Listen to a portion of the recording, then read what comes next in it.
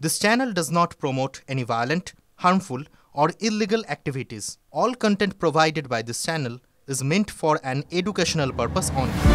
৫,০০০ কোটি টাকার রেল প্রকল্পের কাজ বন্ধ করে দিয়েছে ভারত। ওই প্রকল্পে যুক্ত ছিল বাংলাদেশ। দুই দেশের সংযোগ বাড়ানোর জন্য এই প্রকল্প অত্যন্ত গুরুত্বপূর্ণ ছিল বলেই জানা গিয়েছে। কিন্তু সাম্প্রতিক পরিস্থিতির কারণে মোদী সরকার এই সিদ্ধান্ত নিয়েছে বলে সূত্রের খবর। মূলত শ্রমিকদের নিরাপত্তার কথা ভেবেই আপাতত বন্ধ করে দেওয়া হয়েছে কাজ। বাংলাদেশের মধ্য দিয়ে ভারতের মধ্যভাগ ও উত্তর পূর্ব ভারত সংযুক্ত হওয়ার কথা ছিল। তবে এবার নেপাল ও ভুটানের মধ্য দিয়ে বিকল্প রাস্তা খুঁজে বের করার চেষ্টা করছে রেল মন্ত্রক। শিলিগুড়ি করিডর তথা চিকেন স্নেকের উপর দিয়ে যাওয়ার কথা ছিল এই রেল লাইনের।